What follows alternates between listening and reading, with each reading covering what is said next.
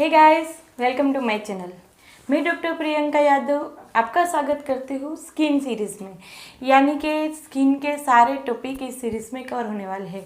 ये आप ही का सजेशन था कि भाई स्किन के रिलेटेड वीडियो बनाओ, तो चलिए आज का वीडियो स्टार्ट करते हैं।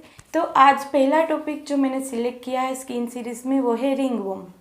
तो ये रिंगवर्म आप ही लोगों का सजेस्ट किया हुआ है, बहुत सारे लोगों ने बोला था रिंगवर्म का वीडियो बनाओ।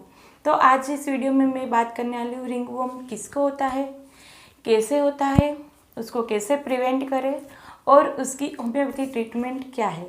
तो चलिए वीडियो शुरू करते हैं। और हाँ, यदि आप लोगों ने अभी तक चैनल सब्सक्राइब नहीं किया है तो पहले कर लीजिए, क्योंकि यहाँ पर स्किन रिलेटेड वीडियोस भी बहुत आने वाले हैं और इनफर्टिलिटी सीरीज़ पूरी है और बहुत सारे वीडियो आपको यहाँ मिलेंगे। तो सब्सक्राइब कर ले और नोटिफिकेशन डेली अपडेट्स के लिए पास वाला बेल आइकॉन भी प्रेस कर लीजिएगा। तो चलिए वीडियो स्टार्ट करते हैं। तो पहले बात करते हो रिंगवर्म है क्या। दाद, खुजली, रिंगवर्म, ये इसके सिम्टम्स क्या, आपको कैसे पता चलेगा कि भाई मुझे रिंगवर्म है। तो इसमें स्किन इन्फेक्शन होता है जो स्टार्ट होता है पेप्यूल एक्ने टाइप, और वो एक्ने टाइप पेप्यूल धीरे धीरे बढ़ता है, लेकिन साइज नहीं बढ़ती, उसका मार्जिन बढ़ता है। और किस तरह से होगी, यहाँ एक पेप्यूल है, आपको फुल्ली है छोटी सी, वो बड़ी होगी और जैसे ही बड़ी होगी बीच में से क्लियर होता जाएगा, पेरीफेरल एरिया बढ़ता जाएगा, बीच में क्लियर होता जाएगा। और जो पेरीफेरल एरिया है वो थोड़ा सा उपसेला, यानी कि थोड़ा सा ऊपर भाग में होगा। जैसे हम छोटे थे जब, तो स्कूल में कैसे करते थे, रुपया वगैरह का सिक्का लेके उसके नोट के नीचे रख देते थे, फिर ऊपर पेंसिल से उसको हम छाप बनाते थे। एग्जैक्ट इसी तरह से रिंगवर्म बनता है, और जो छाप होती है उसमें जो बॉर्डर एरिया होता है वो थोड़ा सा ऊपर रहता है। तो रिंगवर्म सेम टू सेम ऐसा ही होता है। जो यहाँ पर पेरीफेरल मार्जिन होती है वो उसमें वेसिकल्स होंगे, यानी कि छोटी छोटी फोली होगी और थोड़ा सा ऊपर होगा, अंदर का भाग क्लियर होता जाएगा। तो ये स्पेसिफिक रीज़न जिसको रिंगवर्म बोलते हैं, और जो इसको रिंगवर्म नाम ही इसके लिए दिया है क्योंकि ये रिंग जैसे फॉर्म होता है, गोलाकार होता है। तो ये हो गई लीजन की बात। अब आपकी बॉडी में क्या होगा, आपकी बॉडी जहाँ पर ये लीजन्स है वो रेड हो जाएगी, और रेड के साथ सीवियर इचिंग आएगी। जितना इच आप करेंगे, यानी कि वहाँ खुजाओगे तो आपको रिलीफ 1 मिनट के बाद मिलेंगी, लेकिन दूसरी मिनट इचिंग जो है वो बढ़ जाएगी। तो सीवियर इचिंग होती है उसमें, और पूरी बॉडी जहाँ पर भी ये होता है वो रेड हो जाती है। तो इसमें सिम्टम्स इतने ही है, रिंग लाइक शेप लीजन्स, फिर सीवियर इचिंग, एंड तीसरा रेड स्किन। तो ये इतने सिम्टम्स है, और ये रिंग लाइक लीजन से आपको पता चल जाएगा मुझे दाद है, मुझे खुजली की प्रॉब्लम है। तो आज मैं टीनिया कॉर्पोरिस के बारे में बात करने वाली हूँ, यानी कि जो रिंगवर्म आपकी इंग्रोज में होगी, फिर वेस्ट लाइन में, एक्जिला, बटक्स, ट्रंक, यानी कि पूरी बॉडी पे, बैक पे, एक्सट्रीमिटीज़ पे, ये सब जगह पर होगी आपको रिंगवर्म। तो उसकी ट्रीटमेंट क्या है वो मैं बात करने वाली हूँ। बाकी सारे जो फॉर्म्स है, यानी कि स्कैल्प में है या उंगलियों में, पाँव में, उसके लिए मैं अलग से वीडियो बनाऊंगी क्योंकि उसकी ट्रीटमेंट अलग है। तो चलिए बात करते हैं टीनिया कॉर्पोरिस के बारे में, यानी कि रिंगवर्म जो पूरी बॉडी में फैला हुआ है उसको कैसे ठीक करते हैं। तो बताती हूँ, ये फंगल इन्फेक्शन, ये रिंगवर्म होता किसको है। जो फंगस है वो हर किसी की स्किन पे अवेलेबल होती है, यानी कि जो फंगस, बैक्टीरिया, वायरस, ये एनवायरनमेंट में ही रहता है, लेकिन इन्फेक्शन हर किसी को नहीं होता। तो इसी तरह से रिंगवर्म किस किस को स्पेसिफिक होता है। तो सबसे पहले तो ये अनहाइजेनिक पर्सन को ज़्यादा होती है, जो अपनी स्किन की जो हाइजीन होती है वो मेंटेन नहीं करते। तो वहाँ पर जो स्किन फोल्ड होते हैं वहाँ पर डर्ट वगैरह जमा हो जाता है, और फिर पसीना होता है तो वहाँ पर इन्फेक्शन हो जाता है, फंगल इन्फेक्शन। तो इस तरह से अनहाइजेनिक स्किन रखने वाले लोगों को सबसे ज़्यादा रिंगवर्म की कंप्लेंट रहती है। दूसरा रीज़न है temperature. Warm and humid weather में सबसे ज़्यादा रिंगवर्म के इन्फेक्शन होते हैं, क्योंकि जब बॉडी में पसीना आएगा तो वहाँ पर डर्ट लगेगी, पसीना आएगा तो ये प्रोसेस चलती रहेगी, और इन्फेक्शन लगेगा भी जल्दी से, और स्प्रेड भी बहुत फास्ट होता है पसीने की वजह से। तो दूसरा रीज़न है टेम्परेचर। तीसरा है ओबेसिटी, यानी कि जब भी स्किन फोल्ड ज़्यादा होंगे तो फिर ये इन्फेक्शन ज़्यादा हो जाएगा। तो स्किन फोल्ड्स में इन्फेक्शन ज़्यादा होता है, तो ओबेसिटी की वजह से स्किन फोल्ड बढ़ते हैं। जहाँ पर एक फोल्ड होंगे वहाँ पे 3-4 फोल्ड होंगे। एब्डोमेन में भी जिसको 6 पैक हो गए उसको ये कम होगा, और जिसको ये तोंड वाली तकलीफ है उसको थोड़ा सा ज़्यादा होगा। तो ये ओबेसिटी वाले पर्सन को भी रिंगवर्म के इन्फेक्शन ज़्यादा होते हैं। चौथा है न्यूट्रिशन कंडीशन। जब न्यूट्रिशंस डेफिशिएंसी होगा तो सारे इन्फेक्शन, रिंगवर्म नहीं, सारे इन्फेक्शन बहुत तेज़ी से आपको लग जाएंगे। तो न्यूट्रिशन कंडीशन यदि आपके बॉडी की अच्छी नहीं है तो आपको इन्फेक्शन सबसे ज़्यादा लगेगा। चौथा है आपको स्प्रेड, यानी कि आपके फैमिली में किसी को ये कंडीशन है तो ये बहुत जल्दी से स्प्रेड होता है। रिंगवर्म या कोई भी fungal infection, skin infection spread जल्दी से होता है। तो स्किन कॉन्टेक्ट हो या फिर किसी का आपने यूज़ किया हुआ टॉवेल ले लिया तो उसके कॉन्टेक्ट से भी होता है। तो इस तरह से ये रिंगवर्म कॉन्टेक्ट से भी हो जाता है। तो फैमिली हिस्ट्री भी पूछनी पड़ती है जब रिंगवर्म हो तो। फिर इसमें डायबिटिक पर्सन भी रिस्क फैक्टर में आ जाते हैं, क्योंकि उसकी स्किन क्वालिटी अच्छी नहीं होती, वहाँ पर जो स्किन इन्फेक्शन है वो बहुत तेज़ी से लग जाता है। तो डायबिटिक पर्सन को भी रिंगवर्म इन्फेक्शन होने के चांसेस बहुत बढ़ जाते हैं। और एक दूसरा कंडीशन है प्रोलॉन्ग इलनेस, यानी कि बेड रिडन पेशेंट होते हैं जिसको फ्रैक्चर हो जाता है या फिर कोमा में चले जाते हैं जो पेशेंट, जिसको पैरालिसिस हो जाते हैं। लॉन्ग टर्म आपको यदि बेड में रहने को हो जाए तो फिर ये रिंगवर्म होने के चांसेस बढ़ जाते हैं, क्योंकि जहाँ पर आप जिस तरफ सोएंगे इस तरफ या फिर बैक पे, तो वहाँ पर पसीना ज़्यादा होगा और फिर इतनी हाइजीन भी मेंटेन नहीं की होगी, अच्छे से बात भी नहीं होती होगी। तो फिर ये लॉन्ग टर्म इलनेस वाले पेशेंट को भी रिंगवर्म होने के चांसेस बढ़ जाते हैं। तो अब बात लोकेशन की करते हैं, ये इन्फेक्शन ज़्यादातर होता कहाँ है। तो जैसे मैंने बोला ये पूरी बॉडी में होता है लेकिन एग्रावेट, यानी कि पूरी बॉडी में है लेकिन स्किन फॉल्स में ये एग्रावेट होगा, वहाँ पर सीवियर रीचिंग होगी और पूरी बॉडी में 2-3 लीजन होंगे। तो ये यहाँ पर पूरा भरा एरिया होगा। तो जहाँ पर स्किन फोल्ड है वहाँ पर थोड़ी सी वर्सन कंडीशन होगी।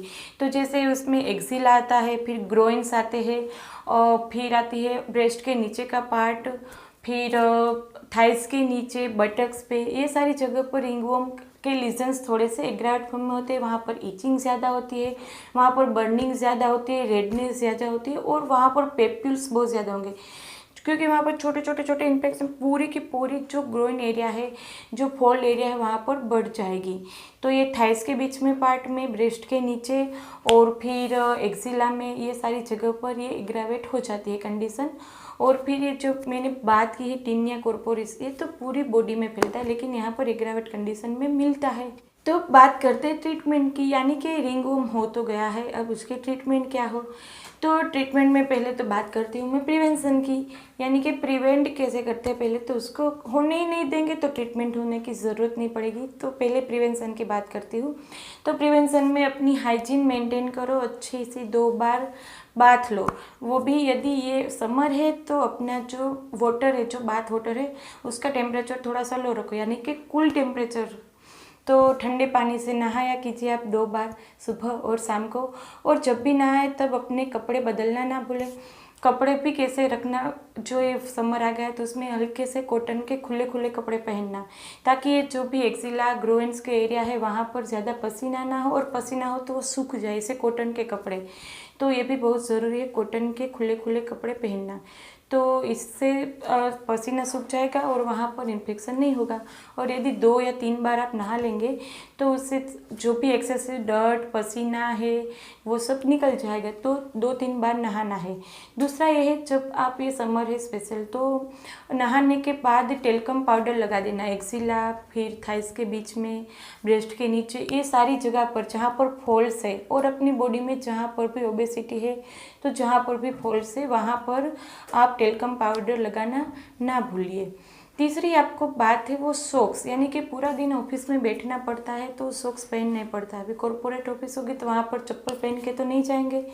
तो जो सॉक्स की क्वालिटी वो अच्छी हो, वो कॉटन के सॉक्स लेना और उसमें से सारी पसीना निकल जाए। और सॉक्स में भी आप टेल्कम पाउडर या एंटी फंगल पाउडर स्प्रिंकल करो, फिर सॉक्स पहनो और फिर जाओ।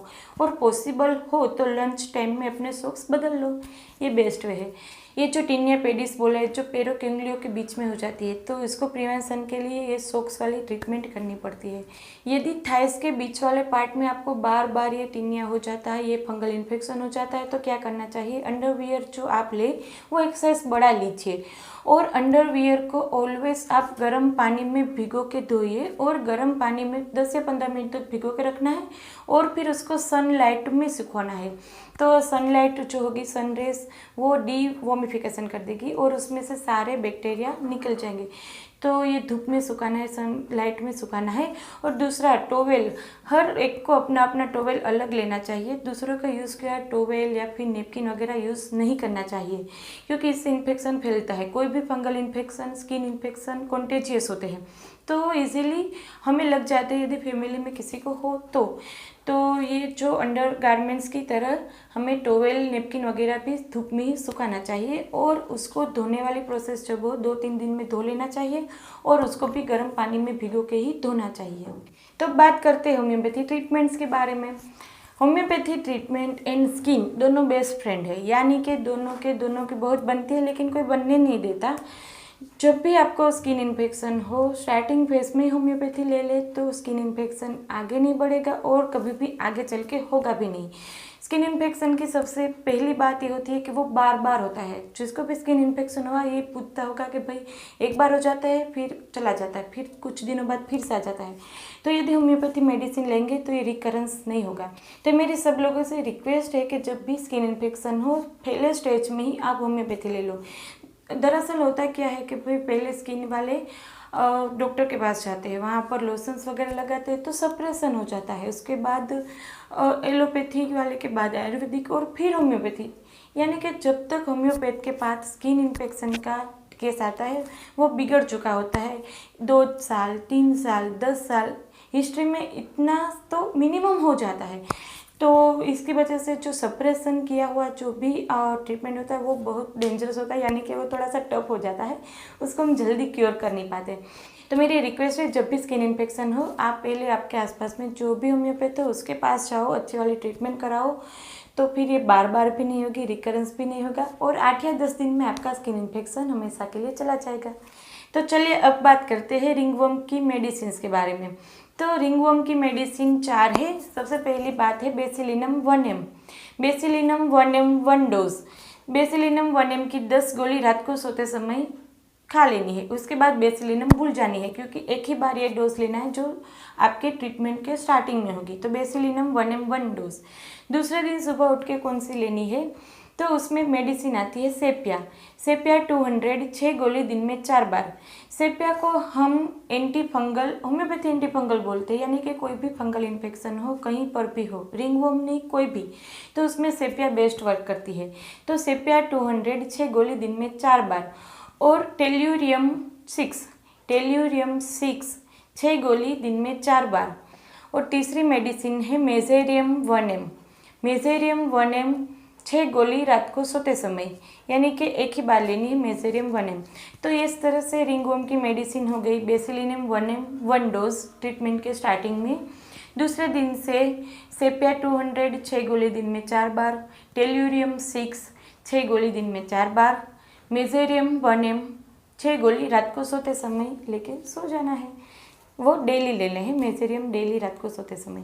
तो ये 4 गोली आप 8 दिन तक लेना। 8 दिन में यदि पहली बार होम्योपैथी मेडिसिन ले रहे हैं तो 8 दिन में आपके सारे लीजन क्लियर हो जाएंगे और आपको स्किन इन्फेक्शन रिपीटेड नहीं होगा।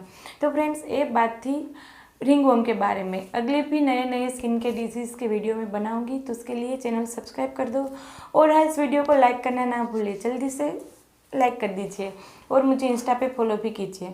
और स्किन रिलेटेड या फिर कोई और कंप्लेन हो तो आप अपॉइंटमेंट भी ले सकते हैं। उसके लिए नीचे व्हाट्सएप नंबर और मेल आईडी दोनों दिया गया है, तो नीचे वहाँ पर जाके आप अपॉइंटमेंट भी ले सकते हैं। तो चलिए फ्रेंड्स आज के लिए बस इतना ही। आपकी अपनी स्किन ट्रीटमेंट या फिर अपनी स्किन डिजीज़ या कोई और भी कंप्लेन हो तो कमेंट में लिख दीजिए। तो फ्रेंड्स आज के लिए बस इतना ही, फिर मिलेंगे, तब तक के लिए stay healthy, stay happy, bye.